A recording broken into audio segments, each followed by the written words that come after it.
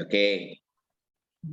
Jadi saya itu ngobrol sama Abednego soal pembicaraan malam ini, Better Than Ever. Sebenarnya judul itu saya hal yang masuk akal lah, yang teraih gitu loh. Nah, percakapannya bunyinya gini, sebenarnya bagaimana caranya dapat menjaga integritas? Menjaga integritas itu nggak gampang, ya. Makanya kalau kita bicara mengenai anggota DPR, anggota MPR kan, kita selalu nyanyi, selalu sumpahan, pakai ayat kitab suci, terus pakai Al-Quran dan lain sebagainya. Terus nyanyi, padamu negeri kami berbakti. Terus terakhir, padamu negeri tiap hari korupsi. Gila gitu loh orang-orang itu. Selalu dari zaman ke zaman. Bahkan saya pun pada saat pada saat reformasi pun sebenarnya kalau mau jujur itu adik-adik rohani ada di banyak di lini depan, mereka dikejar-kejar aparat dan digebukin luar biasa pada saat mahasiswa Trisakti itu juga. Dan saya melihat ada aktivis-aktivis yang sekarang duduk di DPR, duduk di MPR, tapi kelakuannya sama gitu loh. Jadi kalau bicara mengenai integritas, susah untuk hidup integritas. Tetapi susah bukan berarti tidak mungkin. Ya, highlight ya di situ ya. Susah. Tidak mungkin gitu loh. Nah, salah satu teman, jangan marah ya. Ini nggak ngomongin body ini. Teman saya itu tingginya 165. Sementara istrinya 185. Kebayang nggak? Teman saya cowok 165, sementara istrinya 185, beda 20 cm. Nah, pada saat itu istrinya digangguin orang dan dia kan lebih pendek. Ya, teman-teman bilang, lu lawan nggak? Jangan ambil contoh. Tapi perkataannya ini yang cukup unik, katakan gini, ya gua lawan lah. Ada berapa yang ngegodain istri lo? Dia bilang apa? Ada 4 orang, gede-gede nggak? Gede-gede. Kenapa lo berani? Masa 1000 pukulan nggak ada yang masuk 2? Ngerti nggak di sini? Jadi minimal gue udah coba, minimal dia rasain 1000 pukulan, 998 gagal, 2 masuk katanya gitu. Dan itu peringatan buat dia bahwa saya bisa. Nah, sama seperti kita, integritas, untuk menjaga integritas di wilayah ini itu sangat sulit. Jadi Kristen ya, maksudnya menjadi seperti Yesus itu sangat sulit, ya, sangat sulit. Nah, bisa survive saja itu sudah luar biasa. Makanya banyak orang gini terbawa arus. Saya ini denger ya, ada cewek-cewek SMA. Nah, kan kalian tahu tuh pandemi. Kalian tahu apa pandemi? Pandemi itu ya nggak bisa prom night, nggak bisa ini, nggak bisa itu. Ya toh, nggak bisa masa prom night bisa prom night by Zoom gitu. Nggak lucu gitu, prom night apaan? Mentari senyum tuh kayak gitu. Bukan korban kan ya? Bukan korban kan? Nah, seperti itu. Nah, teman-teman ini kumpul kan ada satu geng gitu, isinya 8 orang. Terus mereka ngomong gini, kita jalan-jalan yuk, gitu, jalan-jalan. Mereka mau apa? Mereka mau ke klub malam. Mereka tidak pernah, mereka anak rumahan. Tapi mereka malam itu, mereka mau keluar.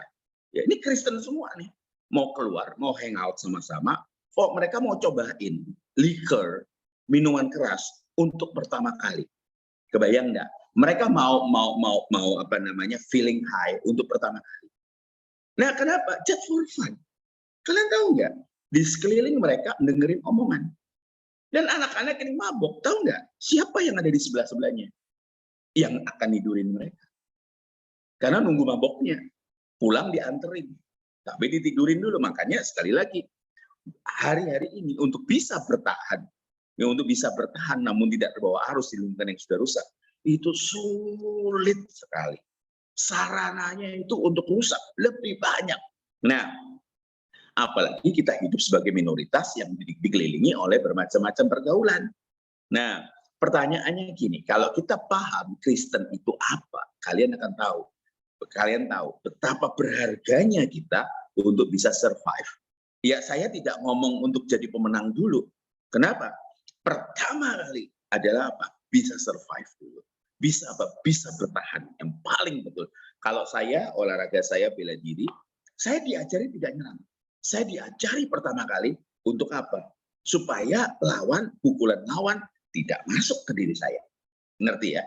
Di lingkungan kita, di lingkungan ini belum nggak apa-apa, masih boleh direkam.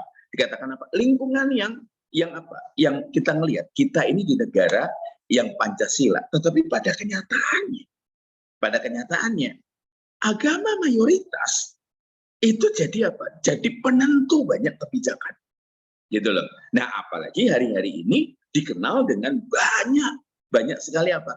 Banyak peraturan. Kalian barusan melihat Majelis Ulama Indonesia yang selama ini halal, ya halalnya mereka itu halal, ya yang pegang sertifikasi halal. Sekarang, ya pemerintah juga punya sertifikasi halal dengan jauh lebih murah. Kebayang nggak? Hebat pemerintah kita. Nah, perhatikan, kita ngelihat di negara yang plural. Kalian ngomong gini, masih ada rasisme, masih ada rasisme. Jangan pernah heran. Kalian yang Chinese pernah kalian pasti sekali lah minimal seumur hidup kalian akan pasti dikatain Cina loh. Nggak mungkin nggak? Nggak mungkin nggak. Kalian akan ada pandangan stereotype yang di kalian ngomong Cina loh, gitu loh. Bahkan jangan kaget dari mulut orang Kristen sendiri bisa ngomong loh, Cina loh. Nah kalau kita ngomong, kalau kita pandangan stereotype mengenai Chinese people itu orang kaya, enggak loh, enggak bener loh. Banyak teman-teman kita, saudara-saudara kita yang Chinese people, itu hidupnya bahkan ngepres. Tapi tampangnya aja memang tampang laupan. Tampang yang punya duit semua. Betul nggak? Ayo, saya mau ngomong bener nggak? Kalian bener nggak? Kalian tampang kalian doang kan punya duit, padahal kan sebenarnya kan enggak. Gitu loh. Nah, kayak Laura nih. Laura tinggal di Singapura. Di Singapura itu paling nggak enak, apalagi di Malaysia, ada kata Indon. Betul nggak? Kata Indon tuh nggak enak banget. Pernah dengar nggak kata Indon gitu? Sebel banget di ngomongin Indonesia gitu. Emang kenapa sih gue kalau Indonesia gitu? Nah, kita ini punya takdir, namanya takdir mati. Takdir mati itu gini, orang Kristen nggak baca takdir, tapi kalau kita bicara mengenai takdir mati itu adalah apa? Kamu lahir dengan warna kulit tersebut. Itu bukan pilihan kamu. Bentuk mata seperti itu bukan pilihan kamu. Dari mama seperti itu, dari papa seperti itu. Sorry itu sih. Dengan latar belakang mama papa kawin, mengapa papa mama kawin, dan bagaimana rumah tangganya, itu kita nggak pernah bisa pilih. Tetapi untuk menjadi siapa kita masa depan itu pilihannya. Ngomong amin dulu di sini. Ya, amin dulu di sini ya. Jadi kita mesti pahami. Makanya orang tanya sama saya, Kak Son, kok dengar khotbah katanya Kak Son belum jadi Kristen? Ya emang belum. Kenapa? Karena Kristen itu goalnya adalah seperti Yesus. Ngomong amin loh, ini serius. Makanya saya ngomong, untuk jadi Kristen itu tidak punya syahadat. Kita tidak ada ritual-ritual tertentu. Kalau ada orang ngomong ini, ada tuh suruh ngundang Yesus masuk dalam hati, entar itu bukan syahadat. Kalau orang Yahudi, untuk jadi Yahudi, orang Yahudi itu punya syahadat. Shema Israel, Elohenu Echad. Ya, itu mesti panjang. Pengakuan pada Yahweh Elohim yang dipanggil Adonai. Islam pun seperti itu. Di Islam mesti ngucapin syahadat. Asyhadu alla ilaha illallah, asyhadu anna Muhammad ya Rasulullah. Nah, kalau yang laki ketahuan belum disunat, disuruh sunat, langsung resmi jadi Islam. Makanya ada istilah mualaf. Ngerti ya? Orang-orang tanya kepada saya, teman-teman saya tanya, itu kok banyak artis-artis pindah jadi Islam? Mereka kan Kristen, mereka jadi mualaf. Saya tanya pada mereka, apakah mereka sudah jadi Kristen? Ataukah mereka hanya beragama Kristen? Loh, apa bedanya? Inilah uniknya. Karena kekristenan itu bukan agama, tetapi jalan hidup. Ngerti ya? Ngerti ya? Makanya sekali lagi saya katakan, saya itu yang lalu dilarang karena apa? Karena saya itu ingin sekali, Kak Son tuh pengen sekali nyusuri apa? Kalau kalian tahu ada jalur sutra ya, jalur sutra. Kak Son tuh pengen ke Afghanistan, ke Irak, ke Iran, lihat Kristen minoritas di sana bagaimana cara hidupnya. Karena Kak Son jujur, Kak Son pernah dipercaya untuk meliput ya, From Palestine with Love. Orang-orang Kristen, Kak Son cari yang ada di Israel, cari yang ada di Palestina. Kalian tahu, orang Kristen di Israel itu pun minoritas. Sekali lagi, dan mereka dirasis. Mereka disebut goyim,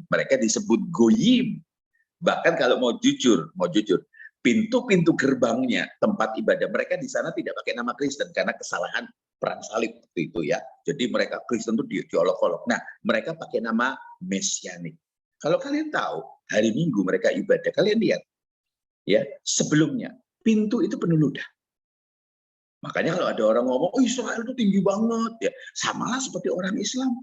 Kalau lihat orang keturunan Arab dikatakan apa? Saudaranya Nabi. Kan gitu kan? Banyak lah, ini mikir nih langsung diem nih. Jadi kalau kalian ngomong rasisme itu udah kemana-mana. Contoh, jangan marah. Kalau marah, sudah deh, saya off dulu. Coba bayangin mama papa kalian. Kan gitu kan? Kalau misalnya kenapa? Kamu pacaran, misalnya dalam quote unquote ya, kamu pacaran. Nih, Chinese people misalnya, atau Batak nih, atau Jawa. Batak kan diarahkan kawin nama Batak. Jawa diarahkan kawin nama Jawa. Betul nggak? Sorry. Diarahkan kawin sama Jawa. Batak sama Batak, Jawa sama Jawa. Betul nggak? Nah, jadi makanya kalau Chinese people pacaran, Chinese people nih, pacaran sama yang bukan sesama Chinese, kan pasti ditanyain, kok gini sih? Lu kan tenggelam, masa pacaran sama Wana? Pernah dengar gitu nggak? Ayo, senyum, ayo, ketawa lu. Betul nggak? Kesannya gitu loh. Terus kemudian yang Jawa, kamu kok kawin sama Cina sih? Kok pacaran lo Batak? Apalagi yang Jawa. Orang Batak itu keras. Betul nggak? Orang Ambon, Batak, Manado itu keras. Kasar. Lupa loh mereka. Pengarang lagu-lagu cinta. Itu rata-rata Ambon, Batak, Manado. Betul nggak? Yang melo-melo itu justru mereka. Yang nyanyiannya meratap-ratap itu kan mereka. Saya, papi saya Jawa, mami saya Manado, ada Chinese-nya. Istri saya, papinya import langsung dari Cina, maminya orang Sunda. Waktu saya mau menikah, mami saya ngamuk berat. Tahu ngomong apa? Nggak ada ceritanya ya, orang Manado kawin sama orang Sunda. Oh, kaget saya. Orang Manado nggak boleh kawin sama orang Sunda. Kenapa, Mam? Dengan rasa hormat loh, saya sayang banget sama almarhum mami dulu. Karena orang Sunda itu tukang cerai. Kamu gak akan bahagia. Seru kan? Ya, si Apet Niku kita senyum-senyum. Saya bingung, saya berdoa, gimana caranya. Akhirnya saya dapat ide. Akibatnya saya ngomong itu 3 bulan.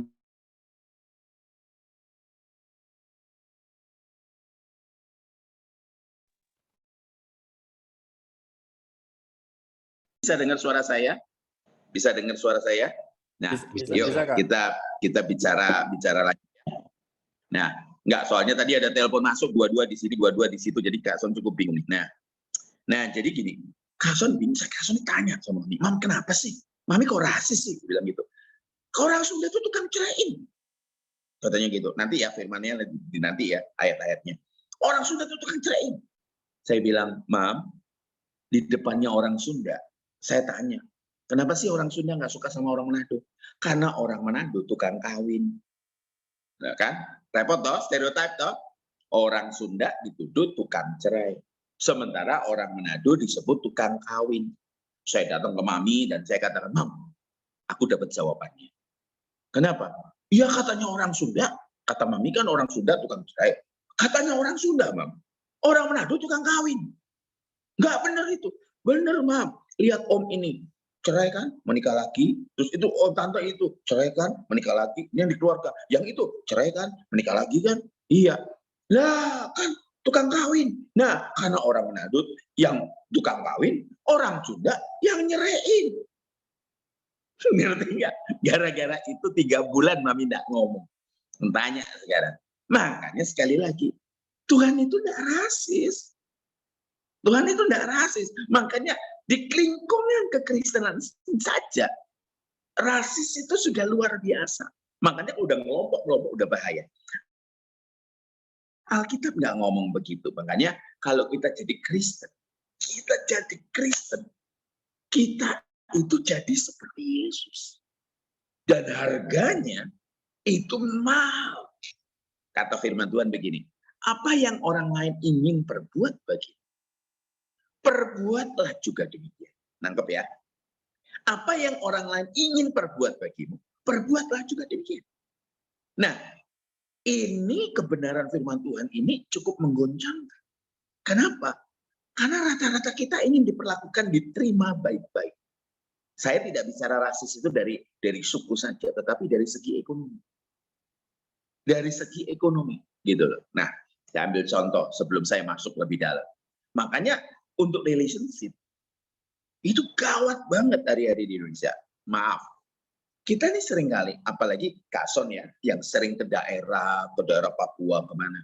Ada kesenjangan sosial, ada kesenjangan pendidikan. Dan kita ini kayaknya ada di pikiran kita stereotip. Kalau orang dari suku ini pasti keterbelakang. Ngerti ya? Jadi kita tidak menempatkan manusia pada porsinya.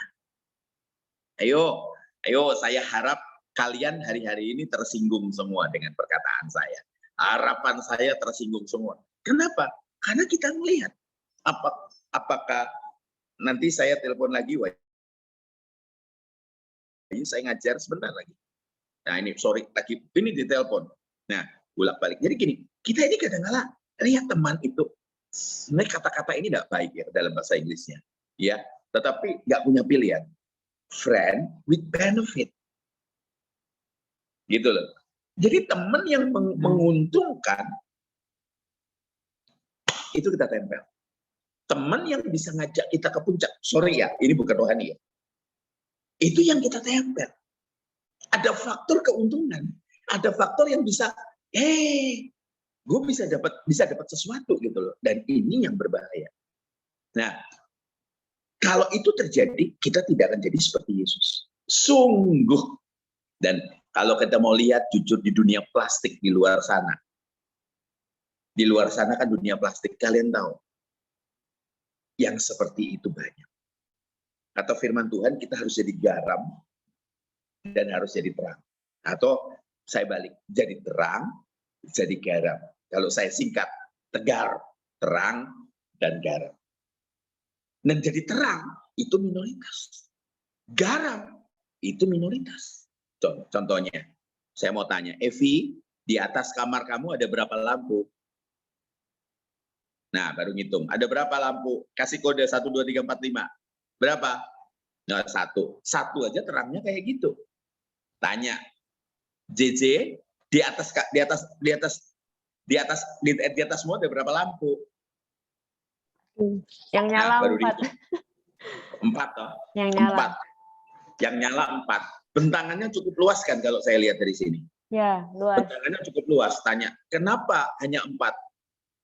Kenapa enggak 200? Itu kan banyak banget. Bentangannya kan luas. Kalau diisi 200, DJ akan pakai kacamata hitam. Evi pakai kacamata hitam. Betul enggak? Kita ini dirancang kalau terang itu selalu minoritas, tetapi dampaknya mayoritas. Amin ya? Amin ya? Dampaknya mayoritas. Nah, masalahnya kalau terang ini ya, terang ini pasti akan kelihatan itu terang. Ini terang. Ini cahaya di ruangan ini. Ini kafe lagi tutup. Ya, saya minta izin untuk pakai kafe ini karena di ruangan istrinya Kak Son lagi ngajar. Dan ini gila-gilaan ini. Bentangannya luas tapi lampunya kecil-kecil. Itu pun bisa kelihatan loh. Kalau ini lampu semua. Nah, orang Kristen itu pernah jadi mayoritas. Zaman tahun berapa? Tahun 380. Kekristenan dianiaya dari tahun 30 sampai tahun 80. Kalian tahu pada saat mayoritas Kristen itu berada pada titik terendah.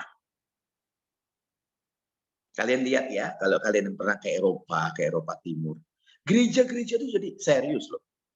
Pak Eras pernah bicara itu jadi klub malam. Iya loh, jadi seks shop. Jadi bahkan jadi tempat kepercayaan agama yang lain. Kenapa? Karena mereka jadi mayoritas. Udah nothing to do gitu. Kalau di Indonesia, kalau mayoritas akhirnya apa? Gibah, tau nggak? Tahu gibah kan? Gibahin orang lain gitu loh. Jangan dipikir gibah itu urusan cewek. Oh, gibah itu cowok juga lebih mantep. Betul nggak? Oh, gibah itu laki itu dibilang kita kan nggak kayak cewek. Soal nyinyir sama, tau nggak? Soal nyinyir sama 11-12, tau nggak? Sama. Nah, dengerin. Ini loh yang terjadi. Terang dengan terang. Nah, masalahnya adalah pengejaran kita untuk menjadi seperti Yesus. Ada perubahan di hati nurani. Nggak mungkin nggak. Nggak mungkin nggak. Sungguh loh. Ini aku remnya banyak ya.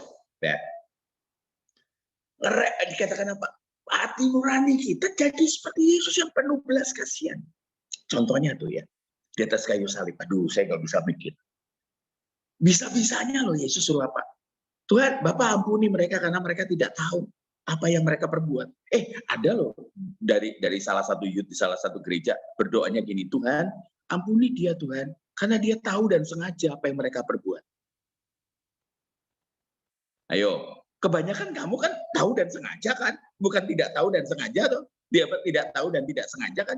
Masalahnya lu kan tidak tahu dan sengaja. Nah, ini loh.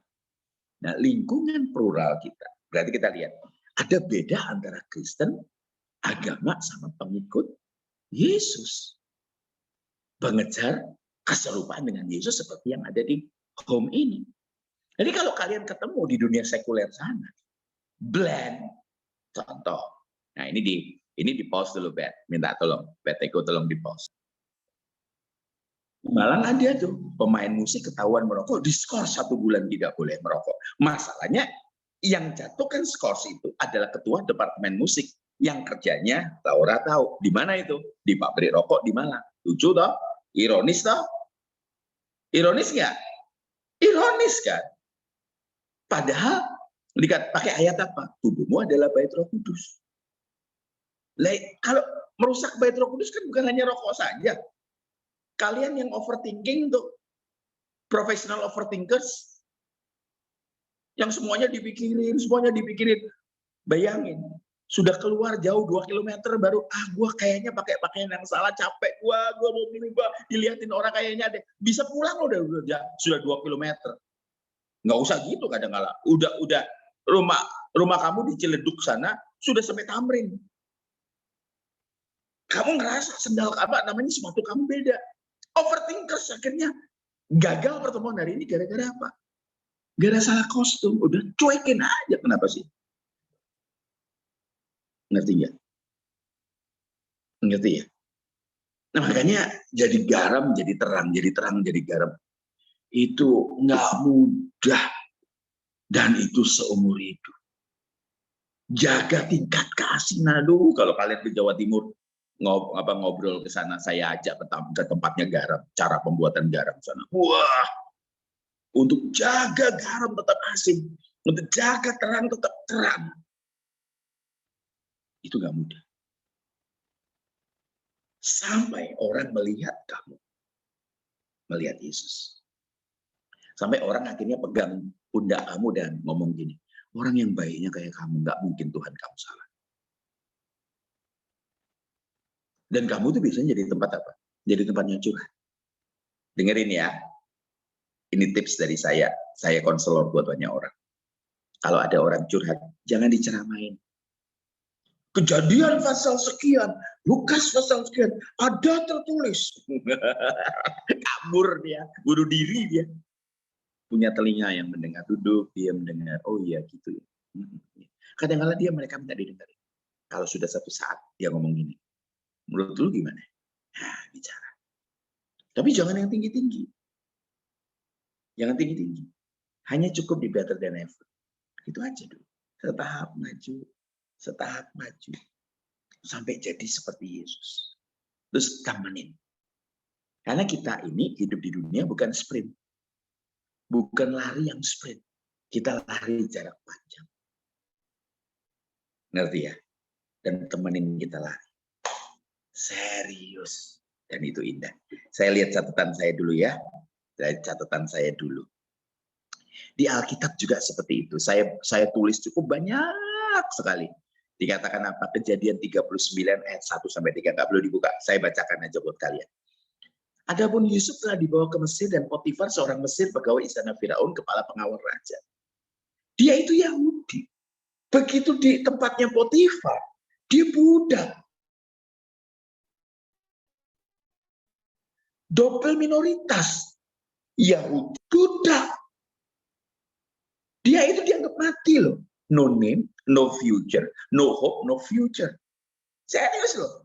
Dia dikatakan apa? Tetapi Tuhan menyertai Yusuf. Itu cukup adik-adikku. Penyertaan Tuhan Immanuel.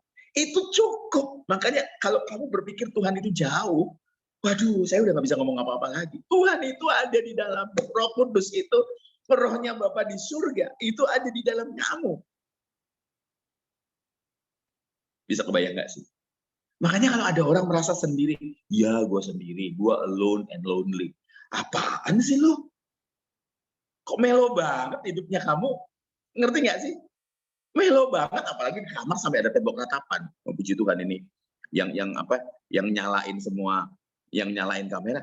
Sampai tembok di rumah kamu ada tembok ratapan gitu loh. Eliezer tuh keren belakang. Itu keren banget ya.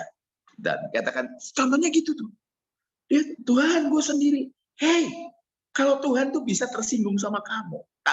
Kalau Tuhan tuh mau tersinggung sama kamu, dia tersinggung bolak-balik. Kadang-kadang ada inner talk, ada bicara dengan dirimu sendiri dan kamu tanpa sadar ada yang dengerin. Lu pernah nggak sih lagi teleponan di WC gitu, lagi di WC nih, ya sorry ya, lagi boker di WC, lagi duduk di WC di tempat takhta kita, setelah itu kita ngobrol. Lu nggak sadar kalau di sebelah kamu itu bisa dengerin kamu. Akhirnya satu deretan yang 8 itu bisa kedengerin semua. Lu ngomel-ngomel, maki-maki dan lain sebagainya. Saya lagi cuci tangan, anak buah saya lagi boker sambil teriak-teriak sama pacarnya. Lu ngertiin gue dong, lu ngertiin gue dong.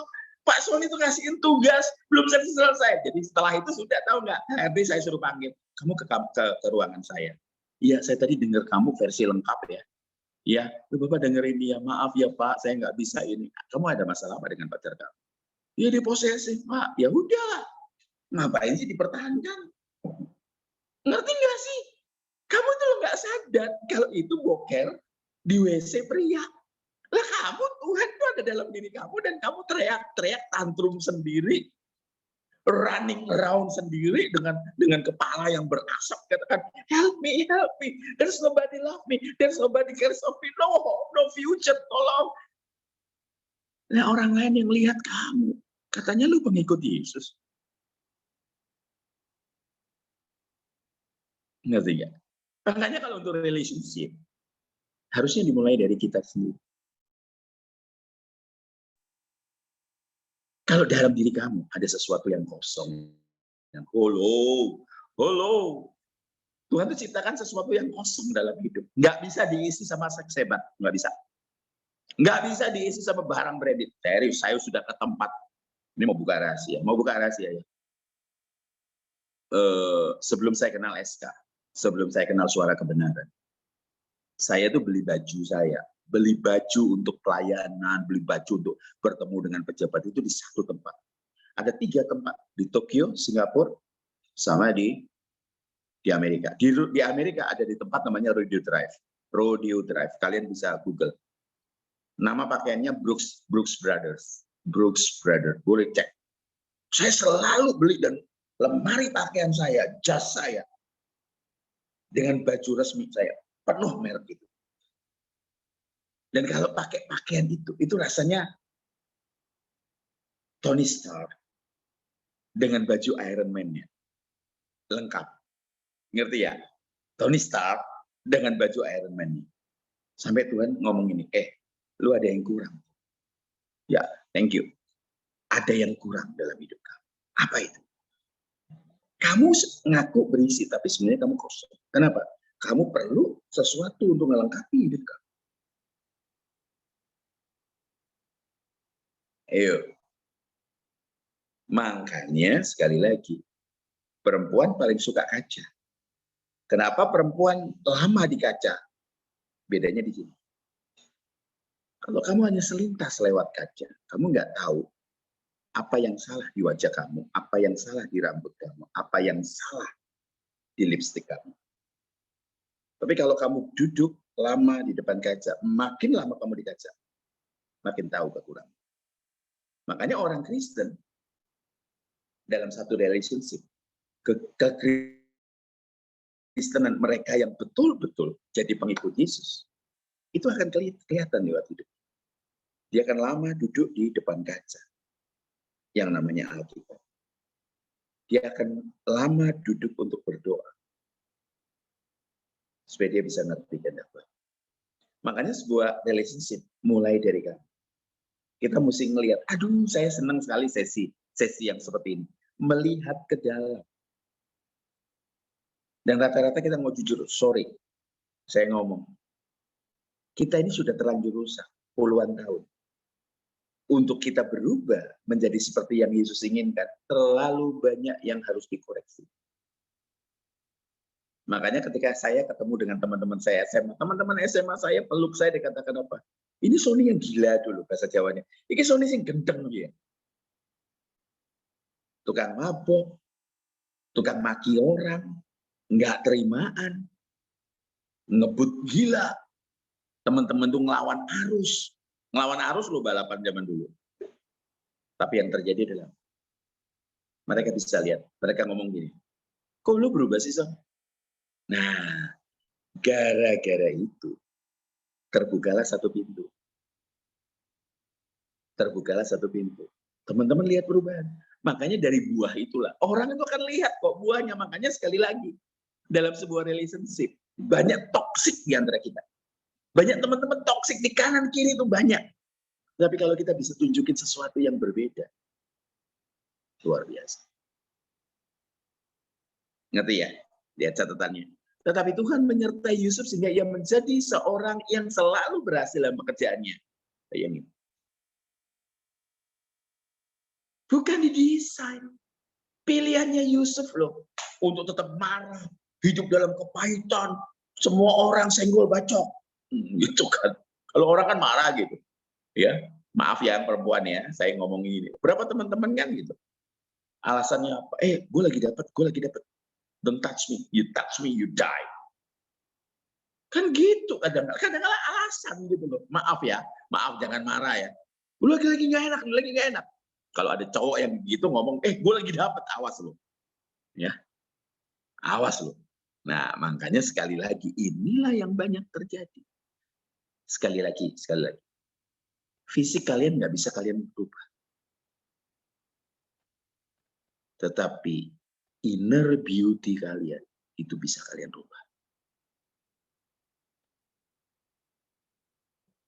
Saya mau cerita sesuatu sedikit yang agak nggak enak.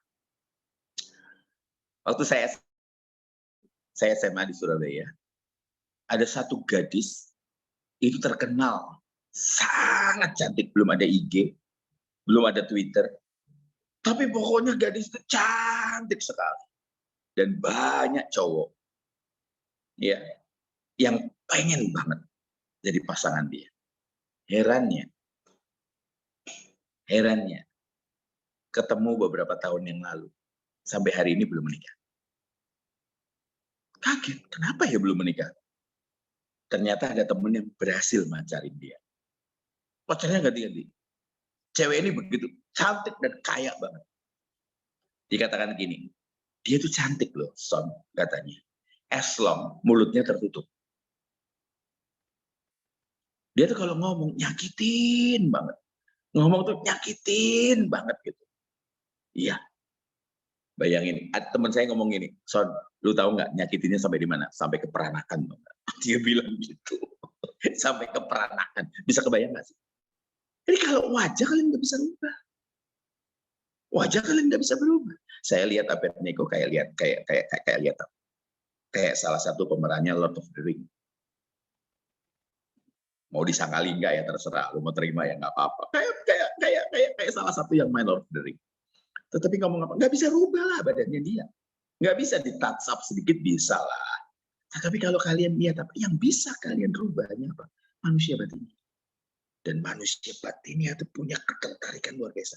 Mikir nggak sih? Mark Zuckerberg, pendirinya Facebook.